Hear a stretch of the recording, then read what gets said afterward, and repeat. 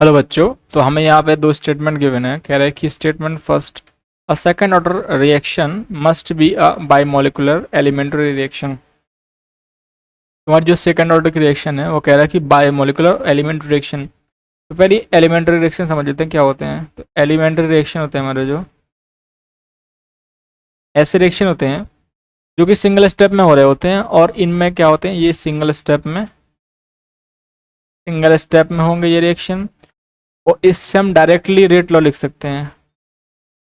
Directly rate law इसके लिए लिख सकते हैं विथ यूजिंग इट्स स्टोइशियोमेट्री। ठीक है, वैसे तो नहीं तो क्या होता है कि रेट लॉ हम किस तरीके से लिखते हैं। रेट लॉ लिखने के लिए एक्सपेरिमेंटली लिखते हैं। ठीक है, एक्सपेरिमेंटली हमको पता होना चाहिए कि ये किस ऑर्डर को फॉलो करता है। ठीक है, तो इस तरीके से एक्सपेरिमेंटली रेट लॉ लिखा जाता है।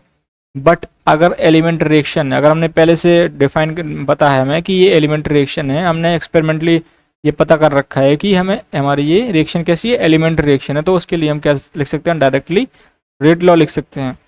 अगर देखो सेकंड ऑर्डर है तो देखो अगर ये रिएक्शन मेरी सेकंड दो तरीके से हो सकती है।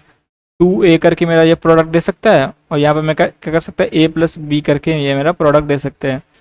तो ये भी मेरी एलिमेंट्री रिएक्शन है, ये भी मेरी एलिमेंट्री रिएक्शन है। तो मैं इन दोनों के लिए रेट लॉ लिख सकता हूँ। पहले वाले के लिए रेट लॉ क्या आएगा, a की पावर स्क्वायर। ठीक है, तो ये मेरी सेकंड ऑर्डर हो जाएगी।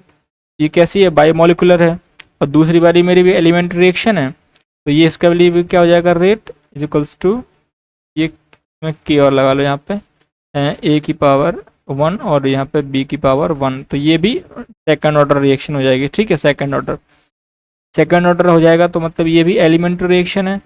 तो दोनों ही कैसे होने चाहिए, बायोमोलिकुलर, मतलब second order reaction must be a biomolecular elementary reaction. ठीक है, तो पहला स्टेटमेंट हमारा सही है। दूसरा स्टेटमेंट बोल रहा है first order reaction may be complex. हाँ, तो कॉम्प्लेक्स भी हो सकती है फर्स्ट ऑर्डर रिएक्शन, और एलिमेंट्री रिएक्शन, तो एलिमेंट्री भी हो सकती है और कॉम्प्लेक्स भी हो सकती है। ठीक है, एलिमेंट्री रिएक्शन तो कैसे हो सकती है, डायरेक्ट हो सकती है, ए से पी बन रहा है और इसकी कॉन्सेंट्रेशन में डिपेंड कर रहा है डायरेक्टली। ठीक है, एलिमेंट्री रिएक्शन हो जाएगी। और कॉम्प्लेक्स रिएक्शन ऐसे हो सकती है कि उसका जो RDS होगा उससे हम इसका वहाँ से हमारी क्या आ रही होगी, ऑर्डर आ रही होगी रेट की, वो हमारा कैसा होगा, फर्स्ट ऑर्डर का होगा। तो वहाँ से हमारी फर्स्ट ऑर्डर रिएक्शन कैसे हो सकती है, कॉम्प्लेक्स भी हो सकती है और एलिमेंट्री भी हो सकती है। तो हमारे ये दोनों ही स्टेटमेंट क्या है, सही है। ठीक है, तो both statement first and second are correct. ये पहला ऑप्शन हमारा क्या हो जाएगा, सही आंसर हो जाएगा।